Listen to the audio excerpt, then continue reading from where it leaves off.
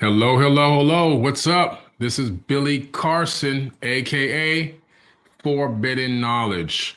Thank you for joining me tonight. It's going to be another great night. And as I told you guys, I would be back for another part of this amazing topic, talking about was the Bible copied from ancient texts. And today's actual title is, it's along the same lines. I'm still going by the ancient text. We're going to go to some super ancient texts tonight. And we're talking about, could Jesus be the student of Thoth, or could they be the same person? And I'm going to go into ancient text and the modern day Bible, and I'm going to let you guys come up with your own conclusions as to what you think. All right. So it's going to be an amazing night. Please share this video. If you're on here now, share this link with some other people. Let's get as many people watching this as possible. If you want to free some slaves tonight, some mental slaves, send this video out to them. You know who I'm talking about. They need to hear this knowledge. They need to learn this knowledge tonight, because we know that a lot of people are still mentally enslaved by the religions of old. It has literally locked them down and put them in a mental prison for eons. And they keep coming back and recycling back into this third dimension and falling for the same old tricks. At some point, we have to break out of that cycle. We have to ascend and become an ascended master. We have to gain Christ consciousness and understand exactly what that means, which I'll go over that tonight as well. All right, so please share this video. Make sure you click the like button so we can get the algorithms going. You know how they got us with those algorithms. We got to click that like button. We have to share this video and get as many people on here as we possibly can. All right. So it's going to be a great night. I'll be reading out of the Compendium of the Emerald Tablets. This is my book. It's still a bestseller. It fluctuates between #1 and #2 on Amazon for the last 4 years. It's a bestseller in 5 countries. Not just in the United States, 5 countries, bestseller. Compendium of the Emerald Tablets by Billy Carson. And, I came across the Emerald Tablets in around 2009, 10, right?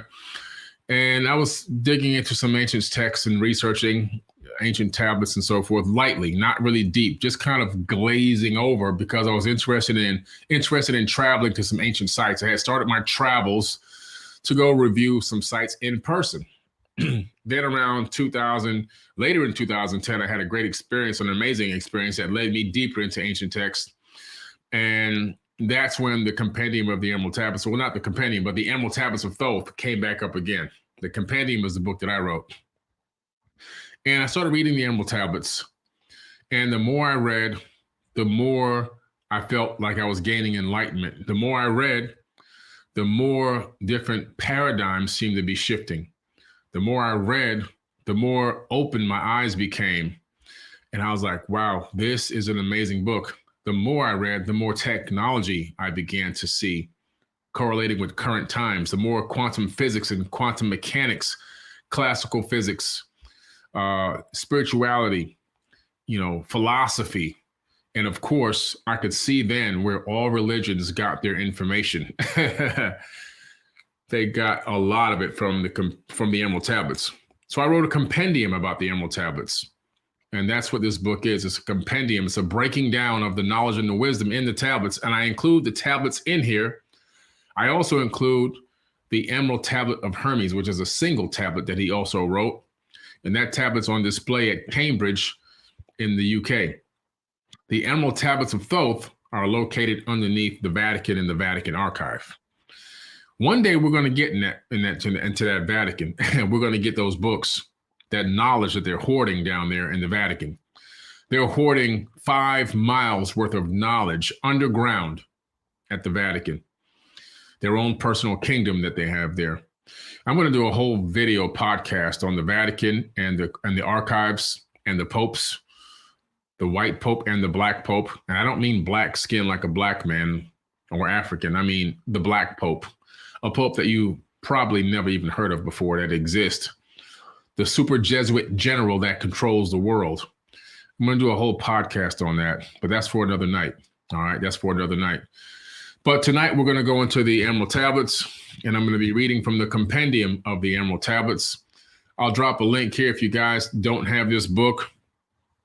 There's a reason why it's a bestseller all over the world. Let me see if I can find it here, find you a quick link. Let me just type in Billy Carson on Amazon real quick and drop you guys a link. The foreword to the book was written by Jimmy Church from Jimmy Church Radio. So thank you, Jimmy Church. Shout out to Jimmy Church for writing the foreword to the book. All right.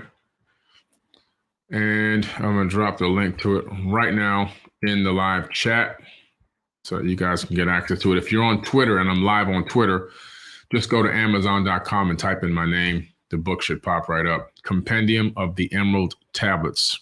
All right. So what I'm going to do tonight is I'm actually going to pull up not a PowerPoint. I'm going to pull up a PDF file of the book. I'm going to go through some certain sections where I'm mentioning Jesus. Now, Jesus is not the real name of the person being described in the Bible. The Bible is using a false name, using a very false name. All right. Let me read this quick comment here by Enlightened369. Thanks for the donation. It says, broke out of the religious prison long ago, and your book was a catalyst. Thank you for getting the message out. Thank you, Enlightened369. I appreciate you. And thank you for taking the time and the energy and effort to put into freeing yourself from that mental prison, because I can only open a door. You have to walk through it alone. So I'm going to pull up a PDF of the book. And again, like I said, Jesus is not the real name. That's a fabricated name. That name is fake.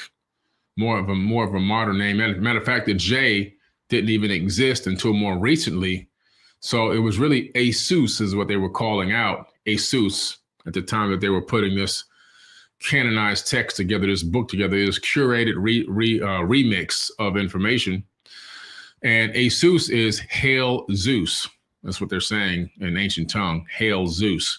So every time you call on the name of Jesus, when you call on the name of Jesus, you are actually saying Hail Zeus. You're not calling on, the divine God King that you think you're calling on, the son of, the creator of the universe. You're calling on Zeus, an ancient character from Greece that actually is not a myth. Zeus is actually one of the original Sumerian pantheon. And that's a whole nother podcast to get into. The names from the original pantheon of Sumeria got renamed to the Greek. That's how they do it. The Greek always come in and they rename everybody. They renamed Thoth to Hermes, right? Now, Thoth, Thoth, he's considered Atlantean priest king.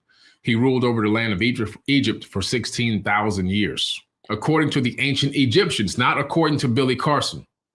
According to the ancient Egyptians, he ruled for 16,000 years. And that's actually not a long period of time compared to some of the people who ruled in the Sumerian kings list. Some of those kings ruled for 28,800 years. One person, right? One person. Elvis says, do the ancient tablets speak about resting on the seventh day? Great question, Elvis. They don't talk about resting on the seventh day in particular. They actually talk about a completion on the seventh day. And then from there, of course, the remix begins. So tonight we're going to go into this. I'm going to pull down this PDF file and I'm going to share my screen and I'm going to start searching so that we can actually get into this thing. All right.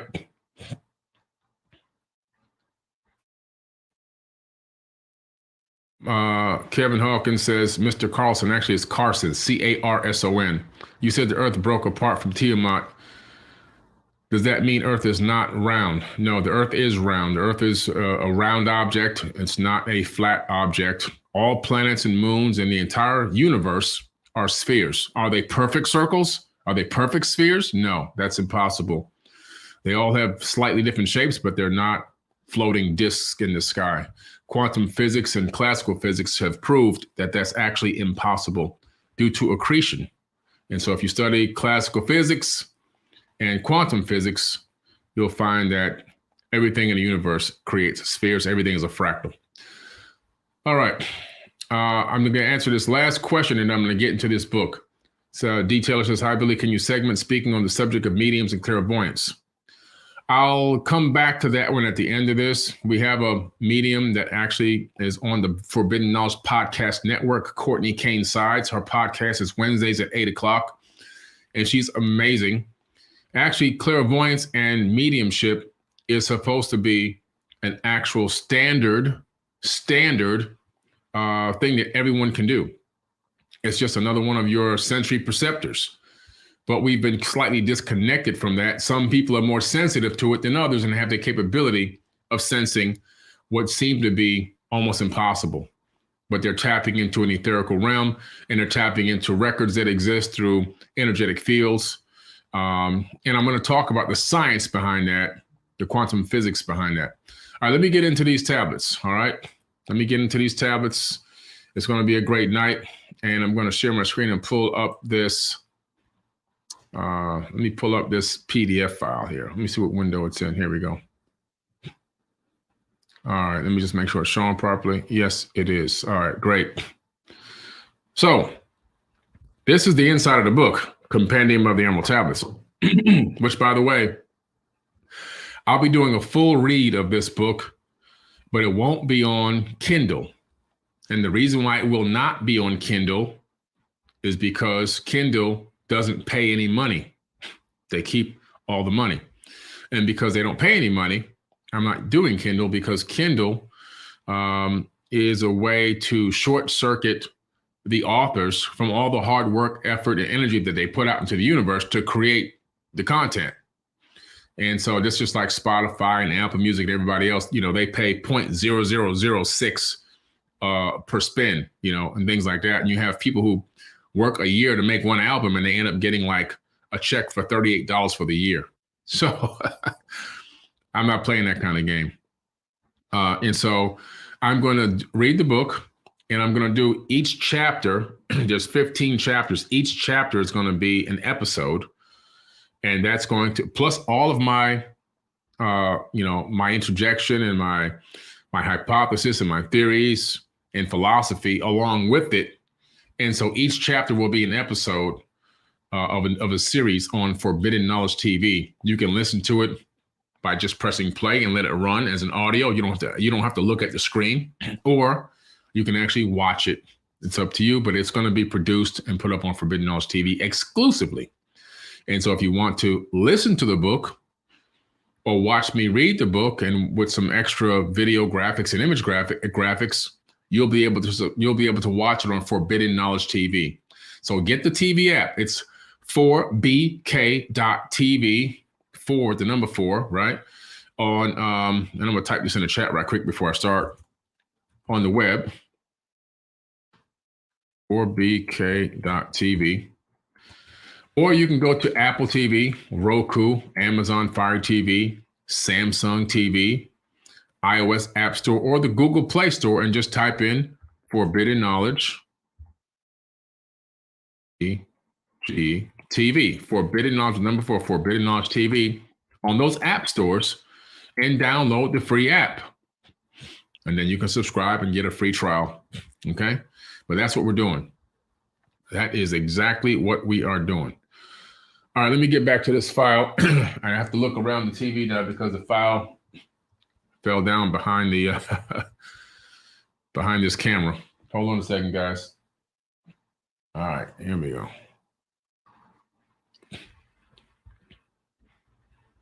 Now,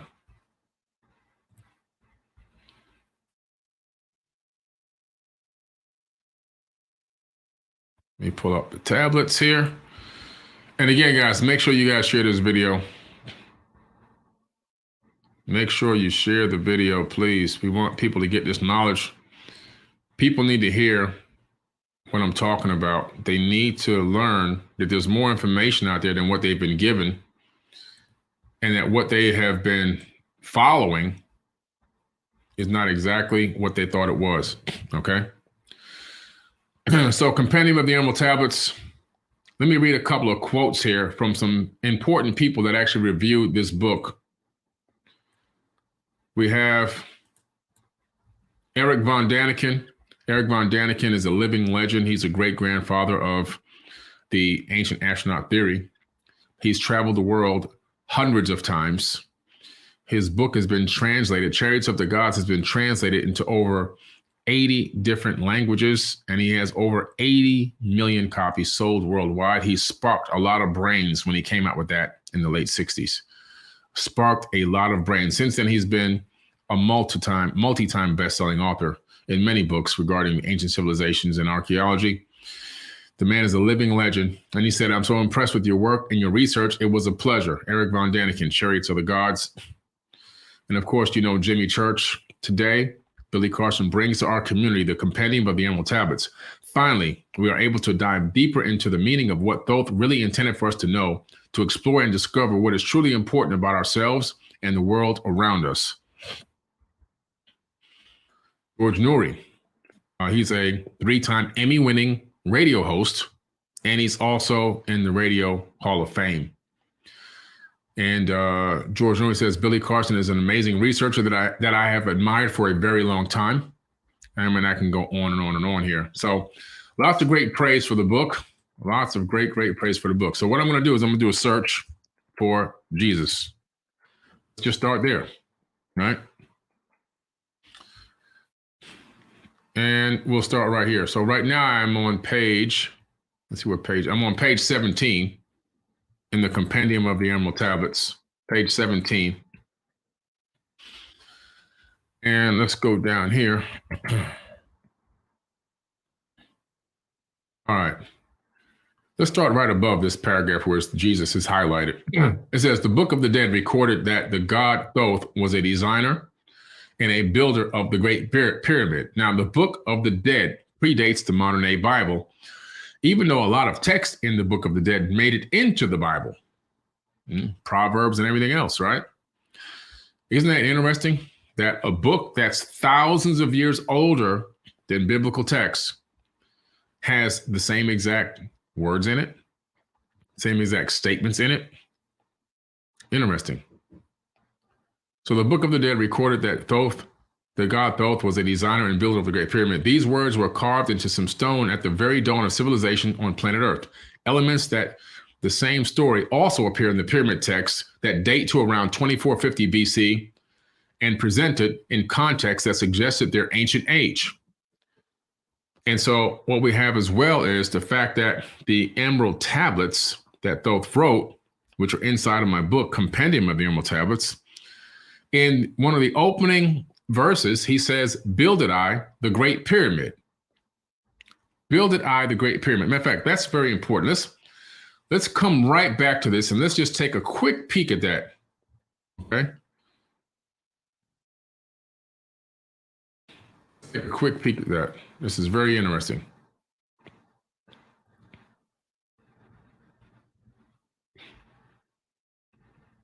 I'm going to put build it. Okay, so Thoth says, builded I the Great Pyramid, patterned after the pyramid of earth force. And that's really important, what he just said there. Let me stop right there. Builded I the Great Pyramid, patterned after the pyramid of earth force. Now, earth force is the gravitational field and the electromagnetic field, and the pattern after the pyramid of earth force. We know that Earth itself is also an archetype of a pyramid.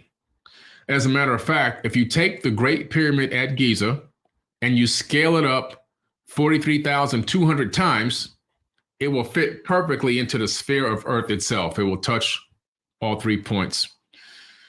And so we know that the Great Pyramid itself is a perfect representation of the size of the Earth scaled at 432.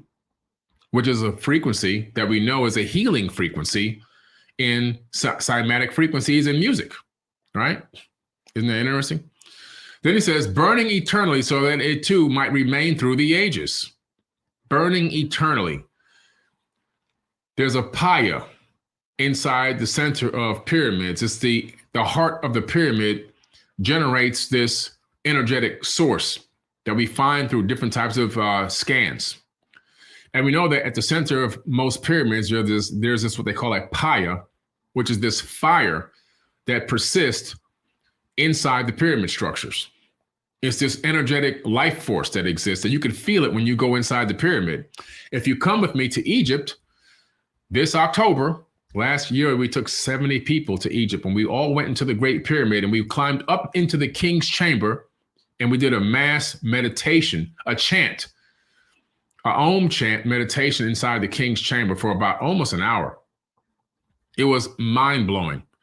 If you want to have that opportunity, you got to come with us. I'm going to drop you the link right quick as I'm talking about this, because this we only have, I think, 5 seats left for October. Okay, 5 seats left. Workshops, invest. Okay, 10-day tour. Here we go.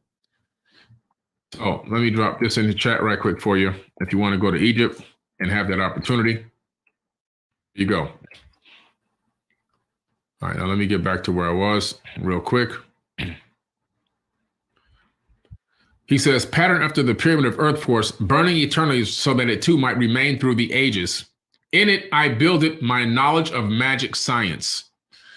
He says inside of there, inside the pyramid, he hid the magic science, which translates into advanced technology. We know that the Great Pyramid is a multifunctional stone computer capable of computing an enormous amount of astrological and physical data. And so it's also a star map and everything else. It's all built into the Great Pyramid. I can go on and on and on, but that's going to be a totally separate podcast that I'll get into. When you calculate all the different angles, I've gone through all these numbers dozens and dozens of times, and I've come up with all the calculations, and all this is in the book as well. But I wanted to let you guys know that the fact is that the Egyptian Book of the Dead, written thousands of years after the Emerald Tablets, but thousands of years before the Bible, confirmed that Thoth built the Great Pyramid. I thought that was very important. Get back to Jesus.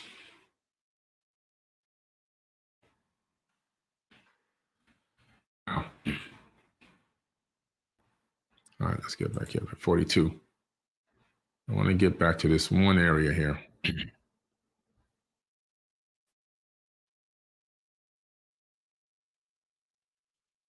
Let's do it this way.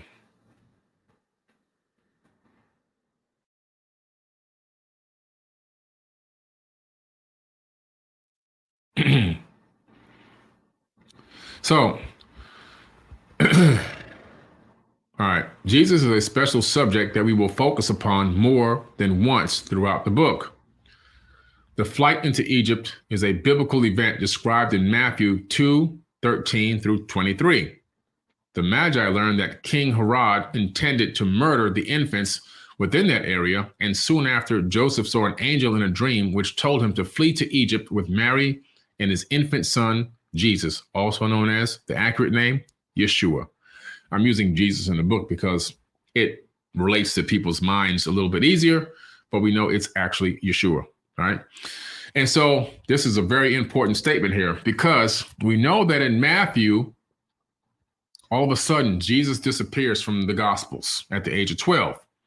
Where does he go? We know that he goes to Egypt because the Bible says he did. And guess what we find in Egypt?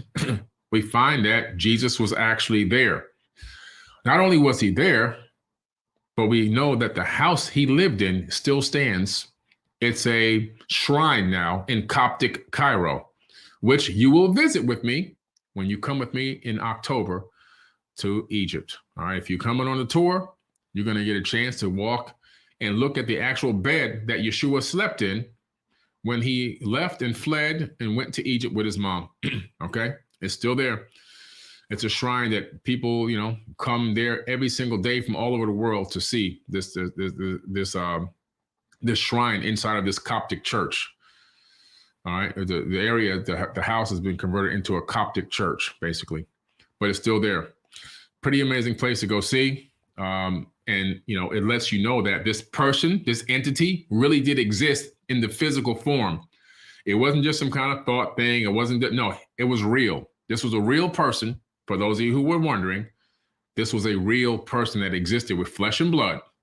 He put on his pants one leg at a time, just like we did. Okay. Pretty interesting. Now, he was a virgin birth. How do we know about the time he spent in Egypt? Well, there's this book called The Gospel of the Holy 12, and I have these gospels as well. They're very little known, hard to find gospel. The Gospel of the Holy 12. I'll put it on the screen right there. The Gospel of the Holy 12 by S.G.J.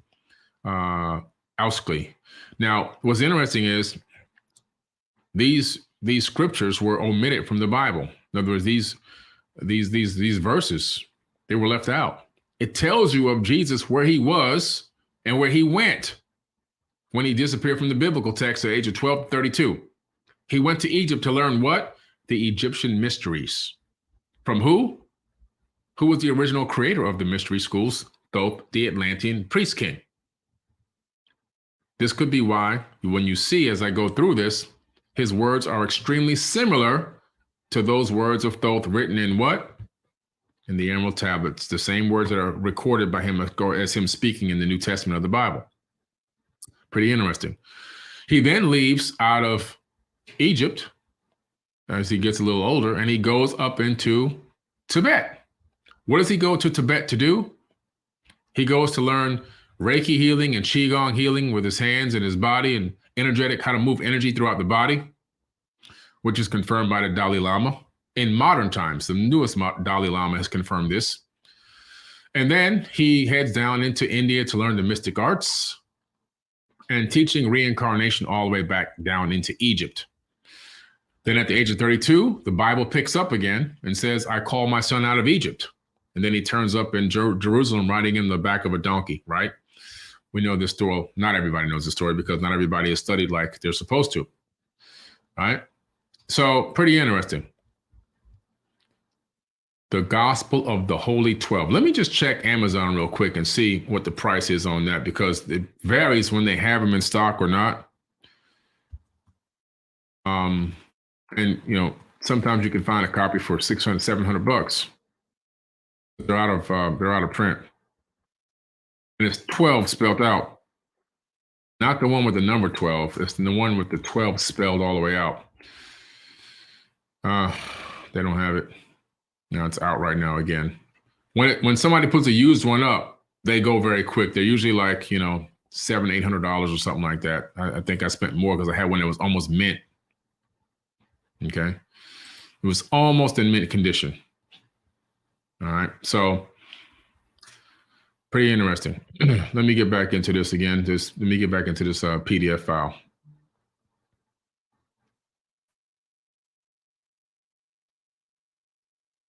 I'm doing this blind because the screen is behind the camera.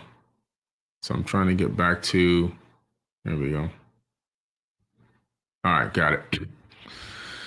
So I'm telling you that Jesus is a huge subject in this script. Now,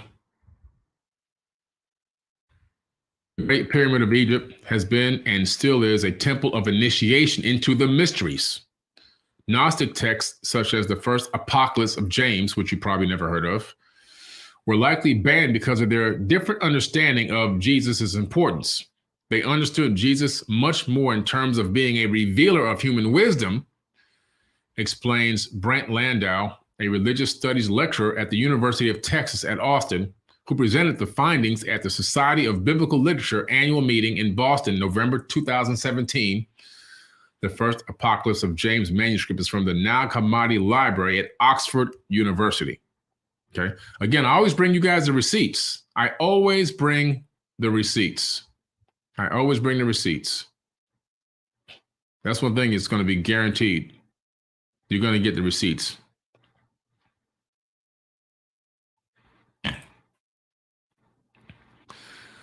If you see this image right here, this image on the screen, excuse me, this image is where Jesus' shrine is. So this is the house that he lived in, which has now been converted into an actual church. On the left-hand upper left corner, that is the area where the bed's located. You'll see that when you come to Egypt with me. You see on the right side where the candle is, his name engraved into a steel plate, a copper plate that's right underneath a window. Him and his mom's name is there. And then you see the church pews and everything else, which has been built around the shrine. They've converted this into a Coptic church in Old Cairo. These are the living quarters, the former living quarters of Jesus, aka Yeshua. And these images and photos were taken by me on my own camera. Okay, on my own camera. So let's see what we got here. Many believe the Emerald Tablets of Thoth are the source of material for the teachings of Jesus in the New Testament. If you read, this asthma's acting up. If you read the Apocrypha text, you will find out that Jesus was a student of the Egyptian mysteries and he taught reincarnation and meditation. Yes, Jesus taught reincarnation and meditation. You have to read the Apocrypha text. Let me see, do I have the Apocrypha here in front of me? No, I have the Book of Enoch, and it's upstairs in my other library, but listen to me. The Apocrypha have so much revealing information in them, it will blow your mind, all right? Blow your mind. So if you read the Apocrypha text, you'll find out that Jesus was a student of the Egyptian mysteries. He taught reincarnation and meditation. I know this to be true because on my last trip to Cairo, that's me, I visited the Coptic church where Jesus and his mother lived while there. They lived under the church in the basement. The Council of Nicaea in 325 AD omitted that information from the canonized Bible. I have included photos that I took in May 2014 of the living place of Jesus and his mother in Egypt, which you just saw those photos. It is still kept as a memorial until now. The biblical story of the birth of Jesus is about the sun and planetary alignments. The real person named Yeshua, aka Jesus, is actually Thoth, or the son of Thoth. I'll tell you how I come up with this. I'll tell you how I come up with this understanding. So, okay. When you look at the Apocrypha text, you discover something amazing happens. You discover that Jesus's grandmother, Mary's mother, is also a virgin birth. They didn't teach you that in Bible study, did they? They didn't teach you that. You discover this when you do deeper research. And so why would the mother of Mary be a virgin birth? It seems as if someone was establishing a particular bloodline. We know that bloodline to be the Merovingian bloodline, the bloodline of Christ. That bloodline is still walking that planet till this very day. And I'll get to that in a second. Now, when you take a person and a woman, and you insert an egg into her womb at the right time, it's called creating a zygote and then doing in vitro fertilization. You can then create a baby growing in that womb with no sexual intercourse. This is not the first time it's happened in ancient texts. Where there's an ancient text that goes even further back in Sumeria, where Isis takes an egg out of a woman, puts the egg, adds some genetic material to it, puts the egg in her own womb, takes it to term for 10 months and gives birth to Adamu, which means first man. In some cases, they call him Adapa, but it's Adamu or Adapa, doesn't matter. It both means first man. Now, again, this is in vitro fertilization happening in ancient tablets. Why would they make this stuff up if it didn't really happen? At that time, Isis created the first Adam, not the first human. There were already people here, according to the tablets. But the most perfected version of a Homo sapiens sapien came out of her womb, which starts the generations of Isis, the Genesis. Genesis in the Bible are the generations of Isis, okay? In case you didn't know. Now, this is why America took and named the, that terrorist organization after ISIS. They try to defame. Everyone tries to to create these negative mindsets over these ancient names. Like in the ghetto, you have thoughts. So they took the name Thoth and turned it into thought, which means something totally nasty and crazy. Everyone wants to take stuff that's sacred and turn it into garbage. All right. Thanks for the donation, guys. I'm going to go back to those donations shortly. I got to stay on this PDF for a minute. So, let's see. I have included the photos, like I said before, that took in May 2014 of the living place of Jesus and his mother, which is still a memorial to this very day. The real person named Yeshua is actually Thoth, or the son of Thoth, in my personal opinion. More recently, the biggest discovery is a writing called the Gospel of the Holy 12, or the Gospel of Jesus' wife. Now, the Gospel of Jesus' wife is actually located in Harvard Seminary School. It's actually in Harvard Seminary. And what this book says is that Jesus got married. Never got crucified. As a matter of fact, the Sinai Bible, which predates the King James Version of the Bible, there was never a crucifixion. It didn't happen. It was added to the Bible by the Romans for more control. Interesting, as they combined all their pagan and non-pagan holidays and everything else into one book, and decided if we get the people under this one roof, instead of fighting them, we can keep them under this one thing, and we can take their money every week. We can make them pay taxes. We can make them send us offerings. We can make them send us all their food and their dead animals so we can cook them and eat them. And so that's what they decided to do. Pretty interesting. So it says here, yes, Jesus was married and had children. His bloodline still walks the earth till this very day. Behind me are photos that I took in May 2014, which I showed you already. A well-known story in the East recounts Jesus was a student of the mystery schools, and upon leaving there, he traveled to Tibet. He learned energetic healing and meditation. This is not me. This is not off my dome. This is coming up out of ancient texts and ancient records that already existed long before, thousands of years before the Bible was written. The Bible was written in 100 AD to 900 AD, long after the people were already dead, gone, bye-bye. History. They were gone. They weren't here. There was nobody walking alongside Jesus saying, say that one more time, I want to make sure I get it right. Matter of fact, the disciples themselves were actually illiterate men. They couldn't read or write. They couldn't read or write.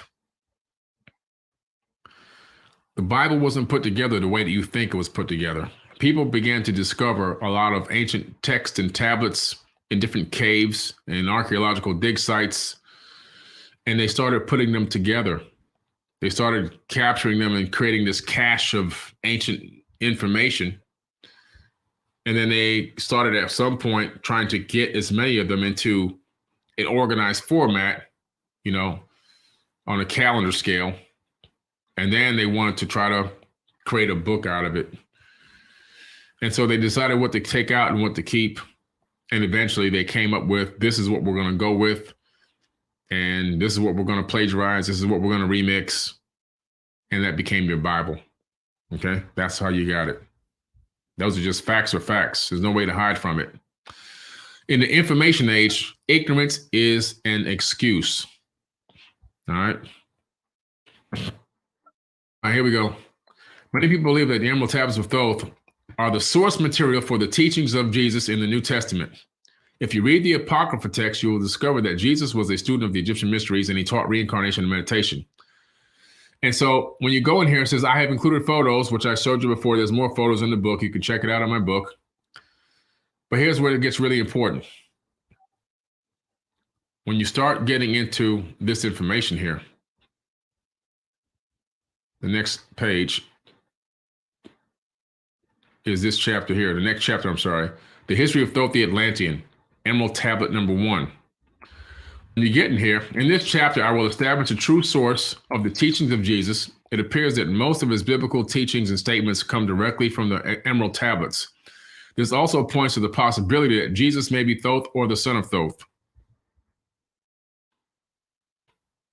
Right here, you see this labyrinth. This image that you're looking at right here before I get into the text, this was discovered underneath the sands at Giza, where the Great Pyramid is located.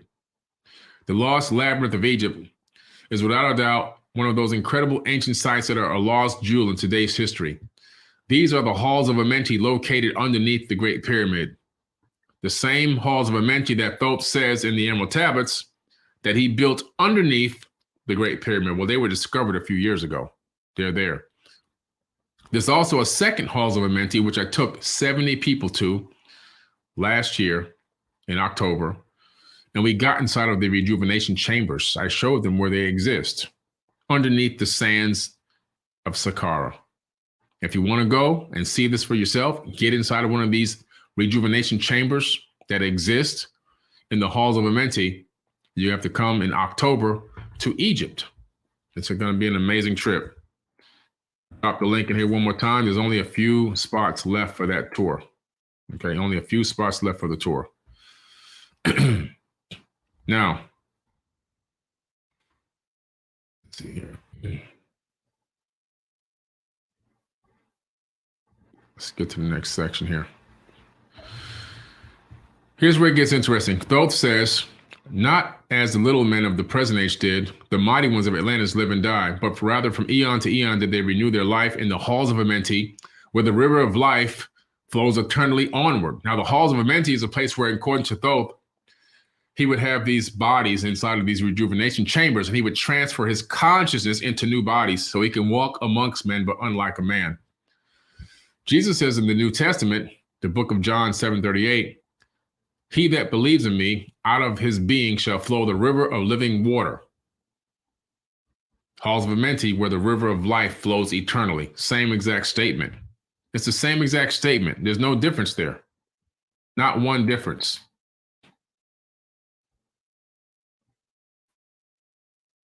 Understand here that men of Chem, let me go up to this verse above first. 100 times 10 have I descended in the dark way that led to light. And as many times as I have ascended from the darkness into the light, my strength and power have been renewed. Now for a time I descend, and the men of Chem shall know me no more.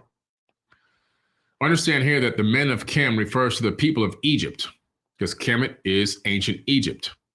Yet notice that we get our word alchemy from this Egyptian name. There are other interesting statements made by the writer Thoth. He says that he descended into the halls of Amenti, where there are regeneration chambers. Certainly, we can understand the concept of cellular regeneration. He says he has spent a total of 10,000 years, because he says he's done it 100 times 10, regenerating his avatar over the course of many eons. Thoth also refers to the river of life, stating, I began this incarnation from eon to eon, where the river of life flows eternally onward. Remember how Jesus makes the same reference in John 7:38. Whoever believes in me, as the scripture said, rivers of living water shall flow from within.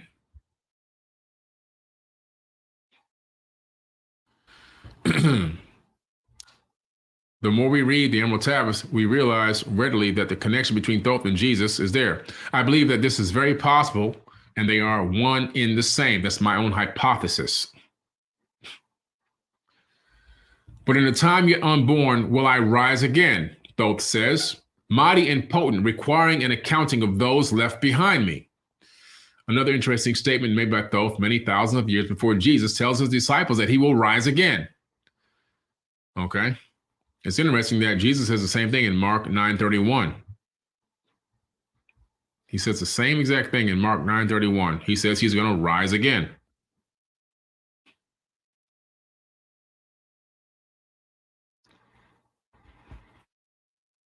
Let's go back up here a little bit. Hard work in this PDF file. If ye have falsely betrayed my teaching, for I shall cast ye down from your high estate into darkness of the caves from whence ye came. Betray not my secrets to the men of the north, to the men of the south, lest my curse fall upon ye. Remember and heed my words, for surely I will return again, and require of thee that which ye guard. I, even from beyond time, from beyond death will I return, rewarding or punishing as ye have requited your trust. Interesting. In the biblical text of John 14:20, Jesus declares to his followers, I go away and come again unto you. Tell no one, the Son of Man be risen again. Now, here's interesting. Jesus calls himself numerous times the Son of Man in the biblical text. What does Thoth call himself in the Emerald Tablets? He calls himself the son of Atlantis And he also calls himself the Son of Man many, many times. The Son of Man. Interesting. They both call themselves Son of Man. Thoth says, "For surely I will come again, betray not my secrets." The Bible also teaches of a judgment day. Everyone, the still living and resurrected dead, will face God's judgment. Even those who profess Christianity will find judgment through the deeds they have done in life.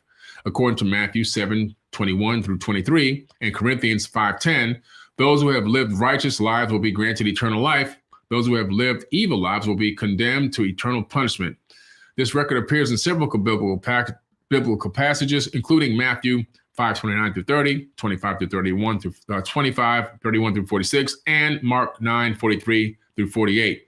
Again, these statements are very reminiscent of the same thing stated by Thoth over 36,000 years ago. Did Jesus Christ, sometimes referred to as Yeshua, teach reincarnation? The answer is yes. He taught reincarnation. Okay. Additionally, reincarnation appears in the Old Testament. Read the last words of the Old Testament in the book of Malachi. "Behold, I will send you Elijah the prophet before coming of the great and dreadful day of the Lord. He shall turn the heart of the fathers to the children, and the heart of the children to their fathers, lest I come and smite the earth with a curse." Here God is speaking through Malachi. That's Malachi 4:5 through 6. He was a famous prophet, often quoted by great leaders throughout history, including U.S. presidents, Donald Trump, and many others, and actually saying Elijah is going to come again. Now we find that Jesus making the same statement.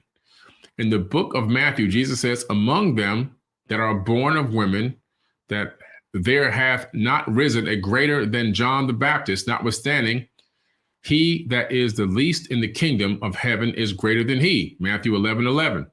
We're talking about a person who's coming, who's here, dies in some form or way, and then comes back again within the same time frame as a different person, still having the same attributes. We're talking about a form of reincarnation, or are they just changing bodies like Thoth says in the Emerald Tablets? Then he says, "And if ye will receive it, this is Elias, which was for to come," Matthew 11:14, meaning his coming was prophesied. Therefore, Jesus said he came, he was beheaded. They did with him what they could, and so they will have to do me. And we're talking about the fact that this guy came and he came back again. And Jesus is saying the same thing's going to happen to me. I'm going to get killed and then I'm going to come back again. We just going to keep coming. Well, how are they coming back? What are they coming? How are they doing this? Could it be some form of technology that we're not familiar with, spiritual technology? Could it be that they are really using what Thoth talked about in the Emerald Tablets? We know that Jesus was teaching reincarnation nonstop in the Gospel of the Holy 12 and also in the biblical text. When you really analyze what he's been saying, he's talking about coming back over and over again in the third dimension, in a body. Scriptures concerning the coming again of Elijah flow so prominently through the Bible that anyone can accept the fact that they appear within the context of an already established canon. If reincarnation is so important, why is it not taught in the West? Some religious leaders have attempted to control people using fear tactics by saying, if you don't do what I tell you to do, you're going to go to hell, which we know is added to the Bible by the Catholic Church.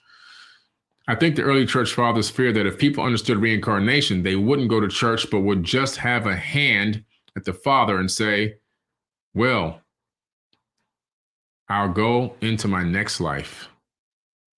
All right. People will be like, "Hey, I messed up here. Let me start fresh again." The Apostle Paul teaches the Corinthians, "We know that when this earthly tent we live in is taken down," we're talking about the avatar body, right? That is when we die and leave this earthly body.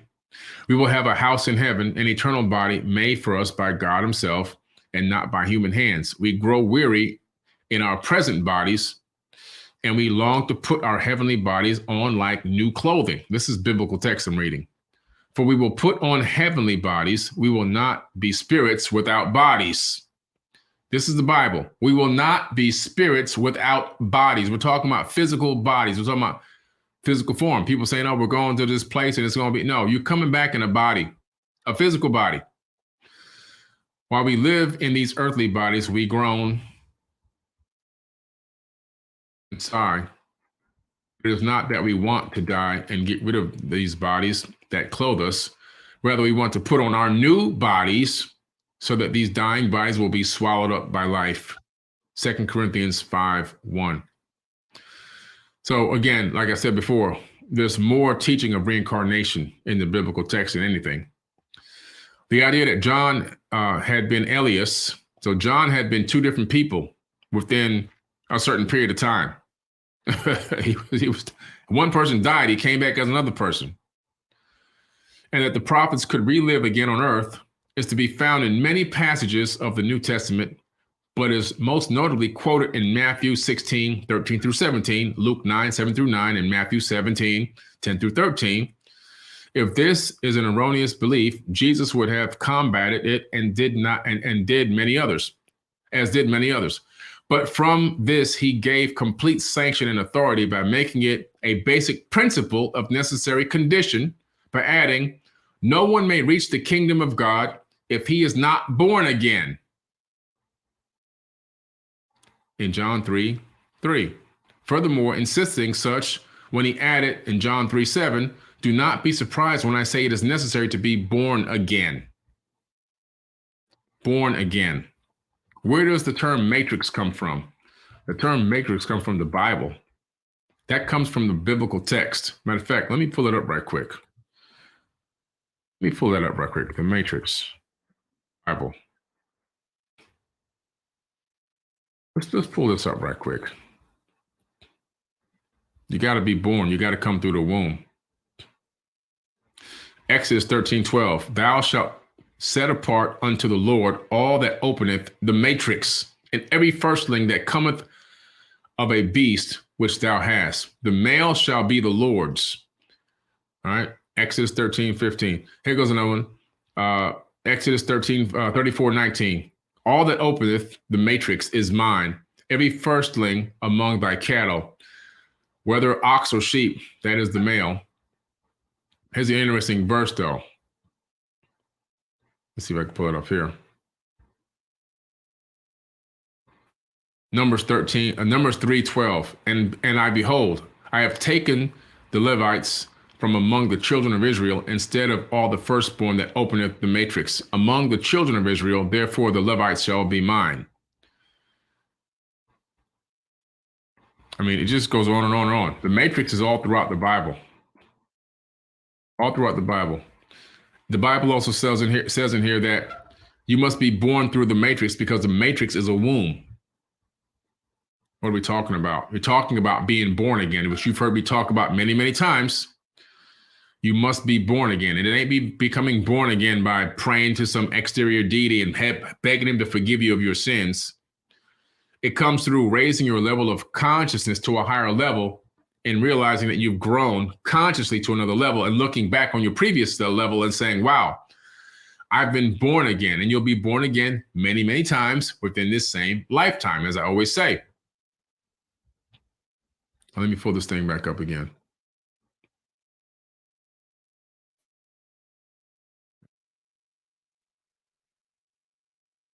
There's so much information. I can go on this. I can go on for hours and hours and hours, but let me get in here.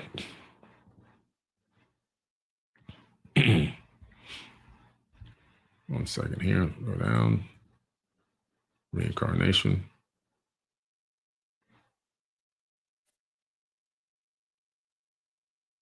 Okay, here we go.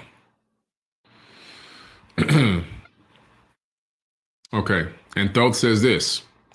In all of these, greatest among the children of men was my father, Thoth me, keeper of the great temple, link between the children of light. Now, Thoth me is actually Ea Enki. That's his father.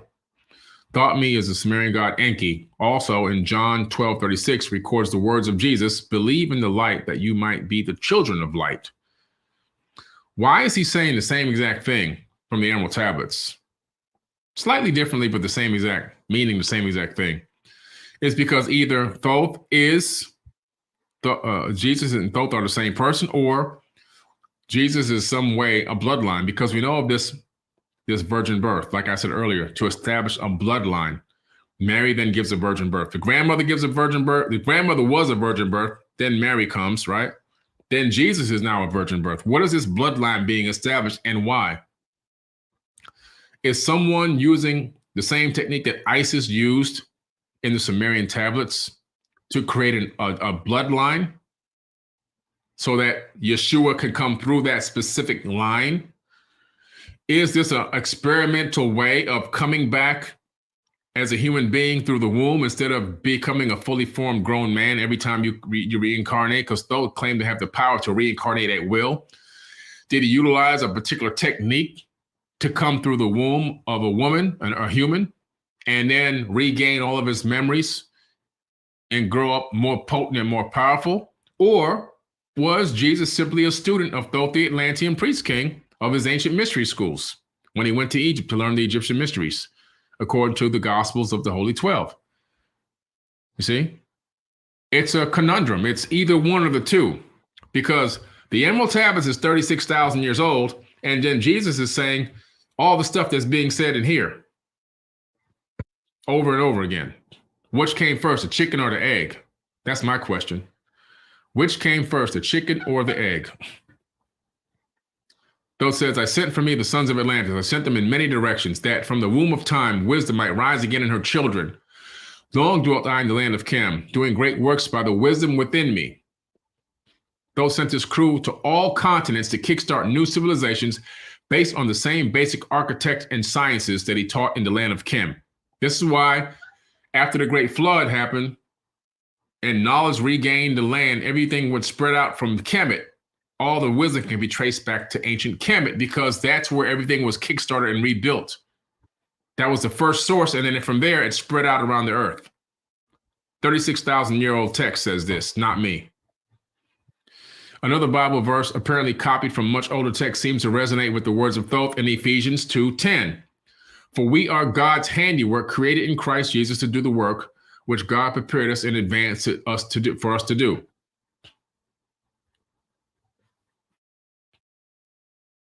And Thoth said, he who encouraged would dare the dark realms, let him be purified first by long fasting. Lie in the sarcophagus of my stone in my chamber. He's talking about one of those rejuvenation chambers. Then reveal I to him the great mysteries.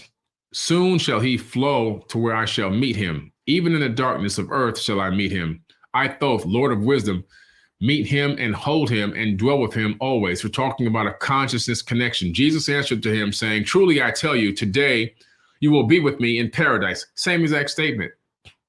Same exact statement. And then Thoth goes on to say, build it out of the Great Pyramid. Okay. Compendium of the Emerald Tablets. I mean, I can talk about this stuff for hours and hours and hours. There's so much going in here. There's so much to go in on. How do I stop the screen share? There we go.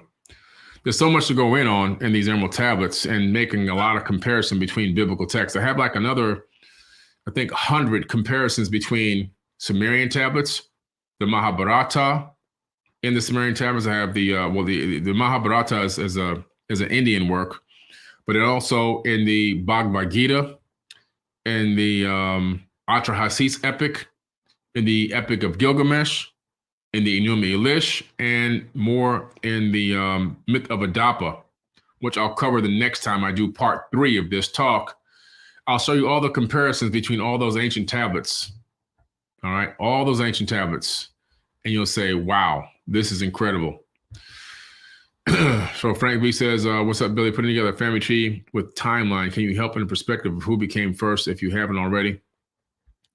I'm actually building this whole, we actually have, I can't show it to you here because I can't get up, but I have one that's about 8 feet tall. I actually have one done already. And it's going to be on forbiddenknowledge.com. It's on a vinyl. It's on a really strong piece of vinyl. It's about this wide, not about this wide. It's about 8 feet tall. It's a complete genealogy from ancient times. Okay, so I'm going to have that available to everybody very, very soon. I'll have a downloadable version that somebody can just download to look at. But if you want the kind that you can put on your wall, which I have rolled up like a scroll right now in this closet, it's massive. I'll show that the next time I come on. and we'll, you guys will be able to cover that. All right.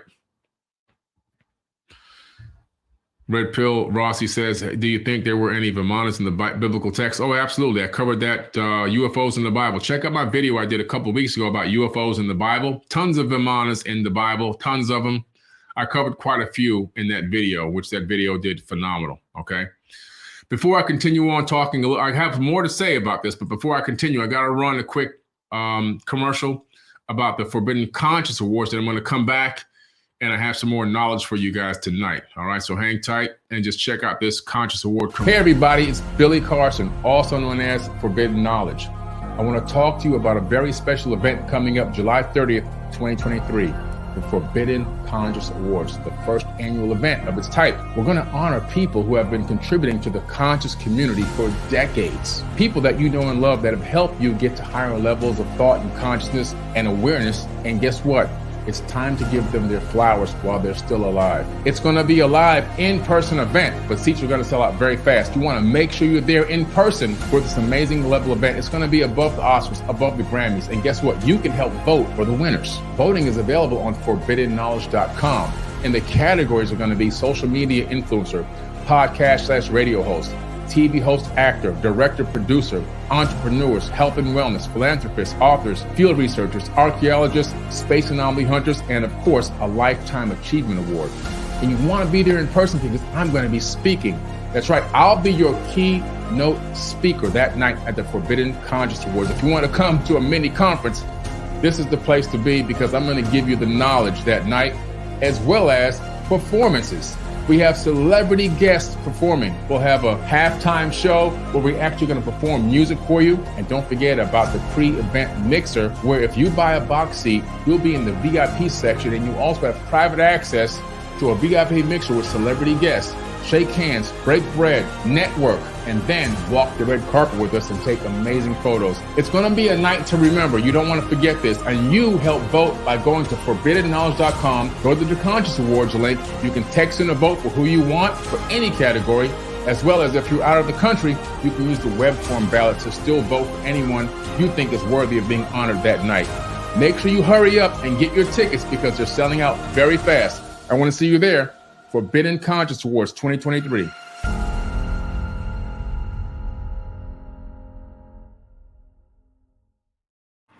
It's going to be an amazing night to remember. You want to be there in person. I'll be speaking that night. As you guys know, I'm not doing a lot of conferences anymore. If you see me doing a lot of conferences, those are the ones that I'm in control of. Those are the ones that I'm either partnered with, I'm sponsoring, or I created them from scratch myself. And so because of that, these are one of the golden opportunities to come see me speak. I'll be speaking in Miami, Florida at the award show. And so a lot of people always complain, there's nothing on the East Coast, nothing on the East Coast. Well, here we are, we're on the East Coast. So July 30th, come down to Miami. It's going to be an amazing night to remember. You don't want to miss this incredible event. Everyone who gets a ticket gets an amazing benefit. We're going to give you a certificate that will allow you to get a significant discount on airfare and hotel. It's primarily you're paying the taxes on the hotel and the airfare. This is something you can't find anywhere. It's one of our sponsors. I'm talking about a significant discount on airfare and hotel. The one that I tried to book for myself, it only came out to $300. That included my ticket and that included my hotel. I was just doing it as if I was, a random person just to see what it would cost. And it came out to a little over $300. As you know, it's almost impossible to find a ticket for $300, yet alone the hotel for 2 days, for 2 nights. So you get 2 nights and airfare for a little over $300. You can't beat that anywhere. And when you get a ticket, we will email you within a few days your link to register for your certificate. All right. It's going to be amazing. DJ Quicko, please get the Compendium of the Emerald Tablets, especially if you're a Christian. Learn the truth about Yeshua's teachings. Please attempt to explore the origin text that made the Bible. Thank you, DJ Quicko, for that shout out there. I appreciate you. And thank you for the donation. All right. So it's going to be an amazing event you don't want to miss. I'm going to cover a lot of information on the Book of Enoch. This here is the books of Enoch because there's several versions of them. People don't know that. There's actually a couple different versions of the Book of Enoch. So I have the first Book of Enoch, the Ethiopic book. I have the second Book of Enoch, the Slavic Secrets of Enoch book. And I have the third book of Enoch, the Hebrew book of Enoch. Also, the book of fallen angels, the watchers, and the origins of evil. So I have all of that in this one book combined. I have all this separate too, but I found it was all in one book. I was like, man, this is great. I don't have to keep pulling out all these books. I can just go through one book. And as you can see from my book here, the Emerald Tablets, Compendium with the Emerald Tablets, I quote all the sources, the Bible, the biblical verses, and you can see the location of the information in the tablets. Clearly, I've gone through this Bible dozens and dozens and dozens and dozens of times because I know all of these verses and where they are in the Bible. A person that just goes to Bible study is not going to have the ability to make all these correlations because Bible study focuses on studying the same things over and over and over again. Very little information, very little knowledge being transferred in Bible study. Very, very little, a tiny fraction of knowledge. They're never going to make you study the book of Deuteronomy in Bible study. They're never going to make you do let's spend the next 3 months on Deuteronomy and break that down. They're never going to do that. It's going to be the same old stuff, picking out a couple of different, a couple of verses, taking them out of context and trying to get you to apply that to your life without any real context of what was going on, no knowledge, no understanding. Some stuff in the Bible can be applied to your life and be great. Some of it can put you in a mental enslavement, a mental prison. So you have to be very, very careful with the biblical text. As with any religious text, you have to be very careful in what you're believing in and what you're allowing your mind to encompass as actual truth. There's things that are in the biblical text. There's things that are in the Quran. There's things that are in various different religious books that I think are phenomenal. I think that I can apply some of those things to my life and get a great result, which I do. Right? Thou shalt not kill. I mean, that's good. You know what I'm saying? There's good stuff in Proverbs and Ecclesiastes and things like that. There's good stuff in there. But you got to remember, it's remixed with a lot of craziness. It's remixed with a lot of sociopathic, narcissistic behavior. When 1 second you have God as all-knowing and all-loving God, and then the next second, he's a brutal, murdering killer. Who's killing all the people in the Bible? Check out that video that I made on YouTube. Who's doing all the killing in the Bible? Let me see if I can find that video and drop that link in here for you guys. Who's doing it? Who's doing all the killing in the Bible? Does anybody know? I give you a hint. It ain't Satan. It ain't Satan. I found it. Let me give you guys this link right quick. Make sure you take some time to go watch this video. I'm dropping the link in the comments right now. If you're on Twitter, just go to my YouTube account and type in Billy Carson, who's doing all the killing in the Bible. I just dropped that link in there for you. Watch that in your leisure when you get a chance. It's not Satan. Who's killed millions of people? Slaughtered them brutally. Who's killed children, babies? Who's ordered the brutal murder and killing of men, women, and children? It's not Satan. Pretty interesting. So that's why I attribute the God of the Bible, which is actually not the God of the universe, is a entity, actually several entities, to be honest with you, because it's more than one God in the Bible. They use the word God singular, but that's a mistranslation. It's actually gods with an S. They slip up a couple times and say gods in the Bible with an S, but when they're trying to identify the monotheistic version of God, they always take the S off. When in true reality, when the ancient text, you find that the S was there. But these people were evil, brutal, ruling, psychopathic, sociopaths, narcissists. And they were deadly people, very deadly, very, very murderous, killing people, ruthless killers. And then you pray to them thinking that that was actually the creator of the universe when it's not. There is a creator of the universe. There is a divine love that exists that permeates the entire universe. But the one written about in that book is not it. Is not it. So at least you can have solace in knowing that there is a creator. There is a divine energy that flows through everything and every atom in the entire universe. That's based on science. We are living in a creation that's based on real science. What I'm telling you is in that book, that's not the one who did it. That's not the one who did it. Not even close. Even they said themselves, and I do mean they, that the creator of all will punish them for what they did here on this planet. That's in the Sumerian tablets. They said the creator of all will punish them for what they did. They even know they have a reckoning themselves. They never called God a him or a he. Won't he do it? They never said him or he. They called it the creator of all. And where else does that show up? In the Emerald Tablets. Thoth never called himself a god. He never told people to pray to him. He's one of the very few that did not masquerade as a god, although he could have. When he left the different regions of the earth, the people there who were left behind eventually deified him, because that's what people do. We do dumb stuff. We start saying this guy was God. No, he wasn't. As a matter of fact, there's a verse here where people start groveling at his feet. And he says, whoa, wait a minute. Calm down. I'm a son of Atlantis. I'm here to help you. He didn't say, yes, grovel at my feet. I am your Lord God. You pray to me. You blah, blah, blah, blah. He didn't do that. Now, some of these people, his relatives, his uncle did that. His uncle made people pray to him. His cousin made people pray to him. His brother, Amun-Ra, made people say amen after every prayer. And they were at odds. Him and his brother were at odds with each other. They always fought. They had battles.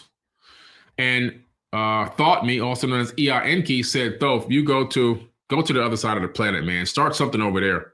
And Thoth took some African Olmecs with him to Mesoamerica and kickstarted the whole Teotihuacan civilization. What does Teotihuacan mean? Translate to the city of Thoth. That's in Mexico. That's where I'm going in 2 weeks. Teotihuacan, the city of Thoth. That's why the pyramid there, the pyramid of the sun, is the same exact dimensions of the base of the Great Pyramid at Giza. The alignment is the same alignment with Orion at the Great Pyramid and the other two pyramids that are sitting there on the Giza Plateau. Both pyramids are built on top of aquifers, right? And the Pyramid of the Sun, which is the larger pyramid at Teotihuacan, is exactly 50% the height of the pyramid at Giza, the Great Pyramid at Giza. It's the same architect, same exact architect. His name is Thoth. He went there with Africans from Africa and built the Teotihuacan civilization. They extended all throughout Mesoamerica, all down into Tulum, down in through the jungle, into the Yucatan Peninsula, down into Chichen Itza. All of that was built. The Mayans built nothing. And they admit they built nothing in their own records. They will teach you this when you go study archaeology and ancient civilizations in college. The Mayans built absolutely nothing. They had no knowledge. They inherited what was already there. The Aztecs, who came a couple hundred years after the Mayans, also inherited what was there. The Aztecs were in another part of Mesoamerica where they were living in a valley. That valley had a volcanic eruption. The mountain behind them was a volcano. It was active. It erupted. It destroyed everything. Some of them died. They had to go find a new place to live. As they journeyed through the jungle, they stumbled upon Teotihuacan. And guess what? They moved right on in. Again, they built nothing. They built nothing. It was already there. Up until certain parts of the dynastic, like the later dynastic era of Egypt, they built nothing. Now, some of the parts like Karnak and Luxor, which are a lot newer, yes, they had their hand in that. Clearly, you can see not super megalithic structures. Clearly, you can see blocks cut and then stacked on top of each other in different ways. Some of the knowledge had been lost. The super ancient, super megalithic structures that were built were coming out of Kemet long before the dynastic era even happened. You see? So we're talking about a super ancient culture and a super ancient race of people that encompassed the whole planet. They went around the entire planet, pole to pole, creating and building civilizations everywhere with megalithic structures that were very similar in style and size. And over time, their knowledge had become lost. And whoever was around moved in and inherited what was already there. All right? That's how it got there. Anyway, so yeah, I'll be in Teotihuacan, the city of Thoth, in a couple of weeks. I'm going to go there to film for the new TV series, Anunnaki History. It's a brand new series that I'm creating on Forbidden Knowledge TV. It's going to be on documentary level quality. The quality is going to be just like the Black Knight satellite documentary you saw, which won Independent Film of the Year. So that's the quality level it's going to be on. I'm going to get some on-site video footage done to add to the show, to the TV series. And so that'll be one of the first places I go on site to film for the Anunnaki History TV series. But tonight's been a great night. I'm going to come back again and do some more on these topics. I'm going to continue to teach. I'm going to continue to bring the wisdom and the knowledge. I'm going to continue to bring information that people can look up and research for themselves. Because why? If you don't do your own research, you have nothing. If you rely on every person that you hear speaking to give you knowledge versus you hearing it and going, wow, that sparked something in me. Let me check this out. Now you're growing. Now you're becoming better. Now you're ascending. Now you're working on becoming an ascended master. When you begin to dig in and follow up and look into things yourself, you might find things that I never said. You might find things that connect the dots to other things that I have never even thought of before. You might come up with a different opinion than I have. And guess what?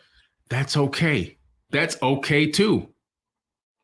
But at least you took the time, the energy, and the effort to begin to enlighten yourself by asking yourself questions and looking up those answers. You see? The more we rely on outside sources for all information, the dumber we get. Like this AI thing that's going on right now. I'm so glad I got the knowledge in my head. I'm so happy that the knowledge is in here. You're going to see situations where people who look like they're experts on information are going to be asked random questions on live video, and they won't be able to come up with the answer because they don't have it in here. They were pressing buttons on a computer or a phone, and it gave them the information. It gave them answers, and they regurgitated it like a robot. When you don't have the information in here, you're useless. You're useless. You have nothing. You have nothing. I've been on over 3,000 podcasts from questions ranging from ancient civilizations all the way to quantum physics, philosophies. What else I've talked about? Biology, rocket science, astrophysics. I mean, you name it. And guess what? 99% of the time, I have a great conversation and I have all the answers. Why? Because the information is in here. I didn't squander my time on this planet. I didn't squander my ability to grow this muscle right here. I didn't squander it. While all my friends were out partying and getting drunk and getting high and having sex with a million girls and spending all their money on clubs, I was filling this up. I had a little party in here and there. I got my little piece in here, but I didn't overdo it. Everything within balance. Everything within balance. While they were running around the streets, spending up all their money, I was getting the knowledge and I was applying the knowledge and building businesses and building myself up. And now you can ask me questions in financial literacy. You can ask me questions in dealing with ancient civilizations. You can ask me questions in quantum physics. You can ask me questions in philosophy. You can ask me questions about anything pretty much. And 99% of the time, I'm going to have some answers. I mean, I don't have all the answers. I don't know everything. But damn it, I got a lot of answers. But you know why? Because I spend my time in these things. I spend all my time with these things. Books. I spend all my time studying and researching. I spent over 20 years reading over 1,000 books, scriptures, children's scrolls, ancient texts, tablets from all over the world, papyruses and everything else. And it's all in here. I didn't squander my time. My mother always told me, whatever you want to learn is in a book. Whatever you want to learn is in a book. This is long before the internet came out, so long before the internet came out. We're talking about the 1970s. My mother told me, whatever you want to learn is in a book. And I took that to heart. And I've gobbled up thousands of books. gobbled them right up. Where the average person is only touching on a couple of pages here or there, or reading a couple of scriptures here or there. If you're a person that's relying on a biblical text or biblical book, the Bible, for example, and the information in there to secure your place in eternity, you want to secure your place in eternity with this biblical information. And yet you couldn't answer probably 10 questions that I would ask. You have to begin to ask yourself, how in the hell does this guy know more about the Bible than me? And I'm hoping for a place in eternity based on this information. There's a problem. You have to look in the mirror and realize you haven't done any work. You haven't asked any questions. You haven't sought out the answer to any questions if you did ask them. You're just going with the flow. That's a big problem. That's the nature of our reality in this society we live on this planet today. Everyone just going with the flow, doing no research, no digging, no investigation. Even these trolls out here that come up with these videos, their research capability is so poor that the information they put out becomes defamation because they themselves don't know what they're doing. And they think they did a great job researching. They need to be taught a class on how to research. They know nothing. They're living in a world of people that do poor research. You want to get to this mythical, magical place called heaven based off of one book. And in your brain, that one book has everything in it you need. And it's all accurate. Don't even question it. If you question it, you're going to go to hell. That's what they tell you. Well, I'm here to tell you that's not accurate.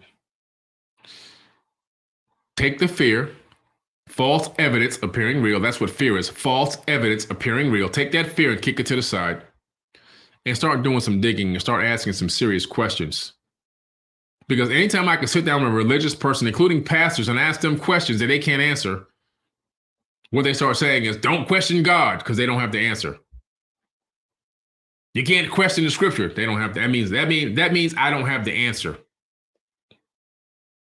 And yet and still you want to get to this paradise for all eternity and you don't know anything. I remember this one Christian guy I met one day, he was talking to me. I said, well, what's Jesus' brother's name? You know, you told me you love Jesus. I started off like this. I said, you told me you love Jesus. I love Jesus with all my heart. That's all I focus on. I said, really? I said, how many years? The guy says over 20 years he's been a Christian. I said, well, what's Jesus' brother's name? He didn't know the answer. I love my fiance. If you ask me what her brother's name is, I'm going to tell you his name. I know his name. How are you going to love somebody so much that you're relying on this entity for eternity and you don't know the name of this guy's brother? I be asking simple questions too. I don't be asking no hard questions. I ask simple questions. They just have no clue. I told this one guy, I said, how many years you been reading the Bible? This guy said it was almost like 50 years. He's an older guy.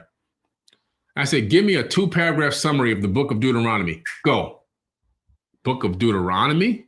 Yeah, give me a 2-paragraph summary. What's going on in the book of Deuteronomy? What's happening in there? Tell me, just give me something. Couldn't do it. Couldn't do it. Can't do it.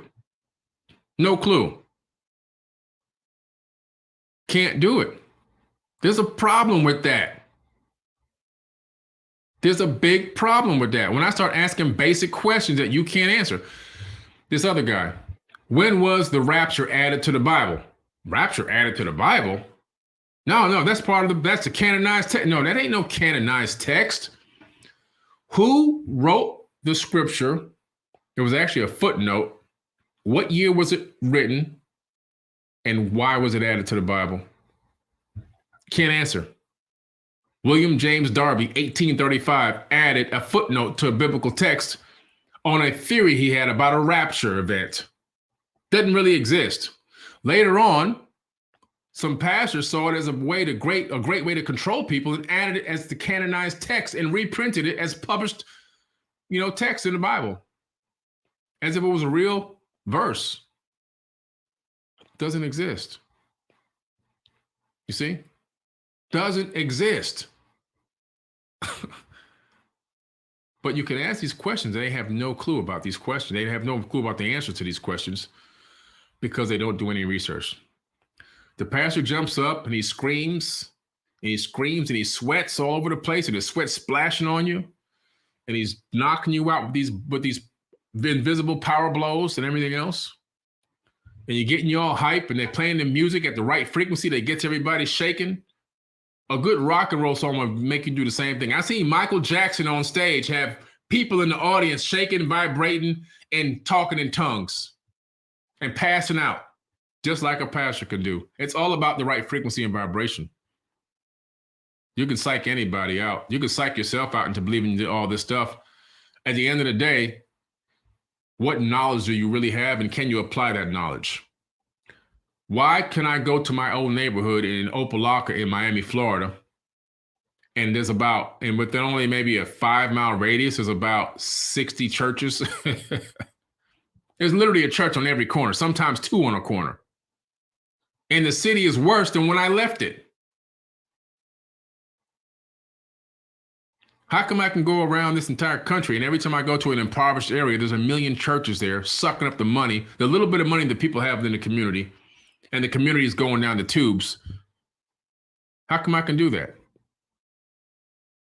Because it's being used as a manipulation tactic, because the people there, they are wanting some kind of change, some miraculous event to happen so badly that they're willing to block any sense of logic whatsoever, toss it out of the window, and give their last dime, their rent money, due to that prosperity. You know the prosperity message. They always come with the prosperity message. You got to give till it hurts. You got to give till it hurts. Give up that money. If you put something in the plate and it ain't the right amount, and you know you got more money to give, and blah, blah, blah, blah, and if you don't do this and you don't do that, you're never going to see a return. So you give up everything you got. They press that plate around 10 times. You put everything you got in that plate. Now Monday comes, you can't pay your rent. You can't pay your light bill. You can't pay your car note. And the pastor running down the back staircase with this big, huge wad of money to go take care of all his bills are paid. Then you come back and say, hey, I'm about to get evicted. Can you pay this off for me right quick? I've been coming here for 20 years. They ain't gonna pay that off. Hey, pastor, you know what? I got a great business idea. Here's my business plan. I want the church to fund it for me because I've been coming here for 20 years and all my kids now are growing up. They've been coming here and everybody been tired and nonstop. And we only need about $15,000 to start this company. And we need you guys to go ahead and, make that seed investment for us. Ain't happening. Matter of fact, you might get excommunicated from the church for even asking that question. Look, man, we got to wake up. We got to wake up. We've been pimped. The best thing you can do is admit you've been pimped.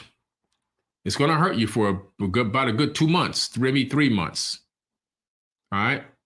But you got to start asking the right question. You got to start looking at what you're believing in, because anytime you say, I'm relying on this information for my eternal life, but you don't even know the verses I just spoke on tonight in my book. You didn't even know some of those verses existed. If you're relying, somebody tells me, if you want to make it to eternity, what's in this book, whatever this book is, what's in this book is what you got to know. Man, not only am I going to study that book backwards and forwards and frontwards, I'm going to probably eat the pages. Yet and still, what you see is people are told this, and this is why it doesn't happen. I'm going to end with this.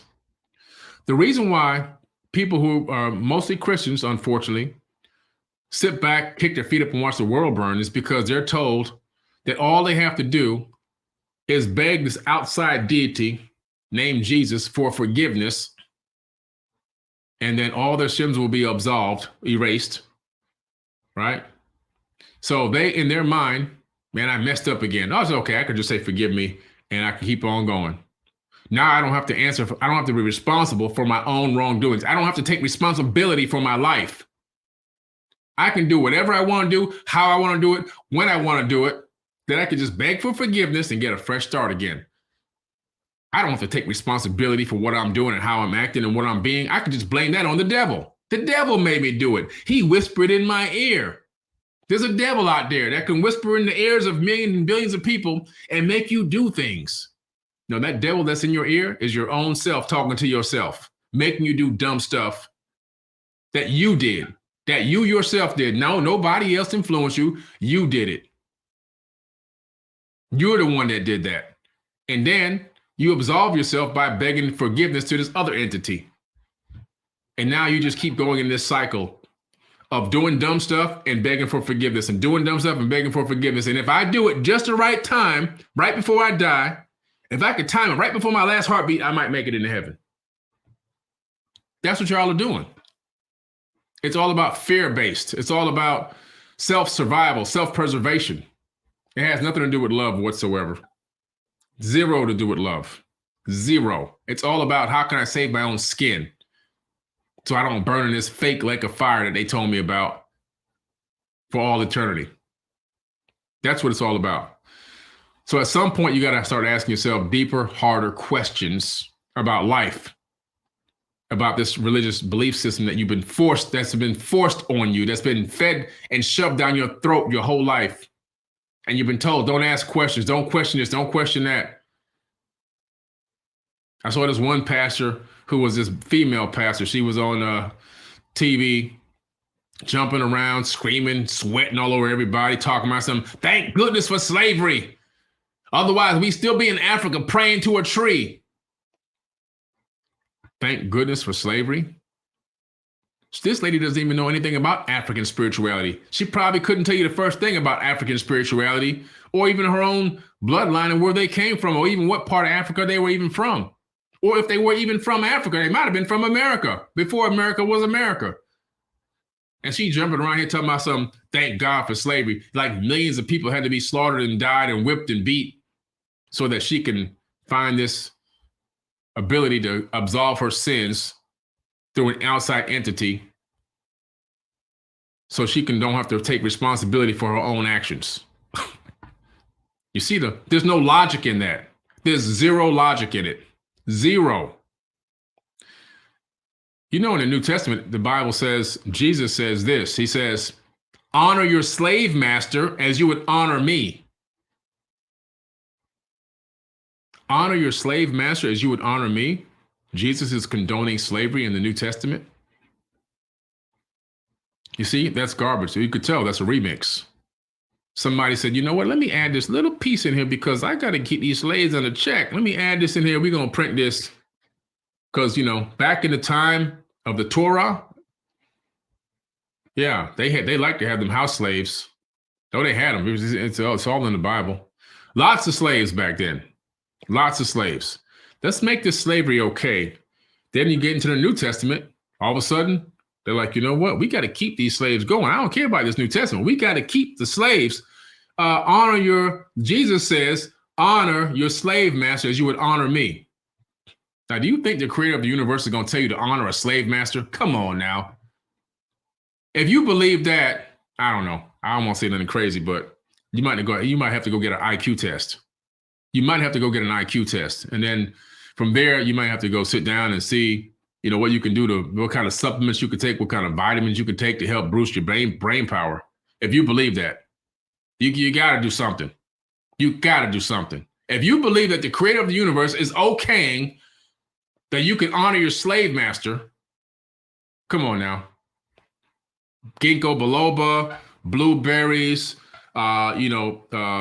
you might need some grapeseed extract, something. Get the brain pumping, please.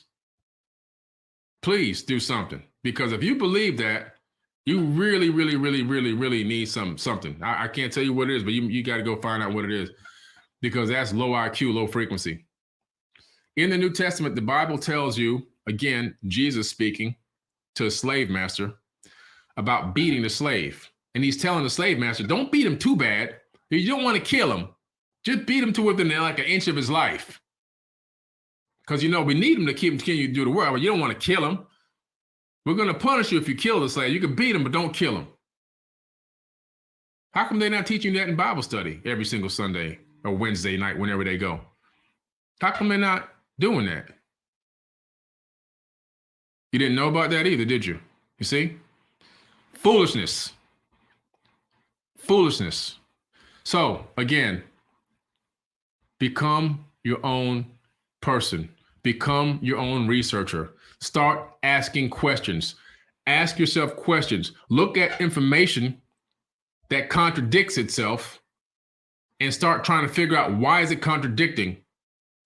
And then use some basic logic and you'll figure out what's being told to you is not exactly what happened. What's being taught to you to believe in wholeheartedly for eternity is not even coming from the word of the creator of the universe itself. It's coming from human beings, from men. Actual flesh and blood men that put their pants on one leg at a time, just like you. All you need to know is this, and I'm gonna end. The divine spark that created everything in the entire universe is inside of every atom in your body. Meaning that you are God and God is you. You are the divine walking in the flesh already to experience life like it is in the third dimension as you.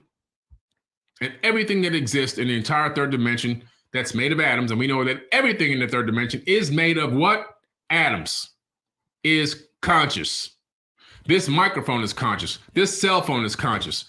The book is conscious. Why? Because it's made of atoms. And we know in quantum physics that atoms are conscious because electrons are conscious, and electrons orbit the nucleus of the atom. So everything is alive. We don't make a cell phone. We don't make a microphone. We stack atoms like Legos, and then we can convert it into an object that we can utilize for our own personal benefit. However, the atoms themselves that are in this, that are stacked up, are conscious, period. And if you understand that everything is conscious, and you taught that to your kids, their clothes are conscious. And you teach them what it means to be conscious, and you teach them to respect everything that's conscious, well, then they will treat everything better. You would treat everything better. You will treat everything you have and own with respect and dignity. You would take care of things better. You would be more grateful for things because you would realize that everything you're touching, everything you're dealing with, including the chair I'm sitting on, is conscious. A rock is conscious. That's the power of knowing spirituality and knowledge and wisdom. Not believing in these fake gods in this book that are leading you to your own demise.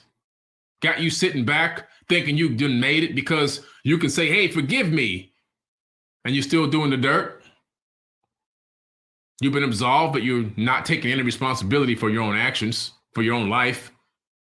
And you just keep doing it over and over again like a broken record. How about breaking out of that mold and changing the cycle, changing the system, changing the paradigm, and realizing who you are and what you are and walking in that power? That's when your life is going to change, and that's when your family life is going to change as well. All right? Guys, thanks for joining me tonight. I appreciate you guys. I love you. Thanks for being a part of Forbidden Knowledge.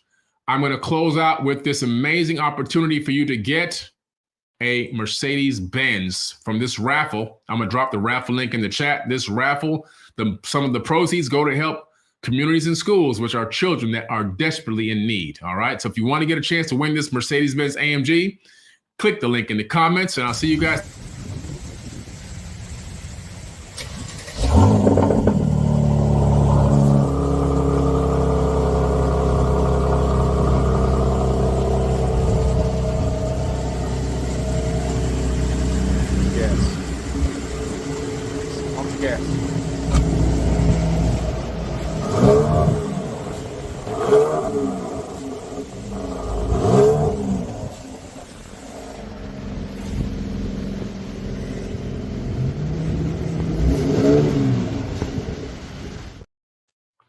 All right, guys, click that link in the comments. You might win that Mercedes-Benz AMG. All right.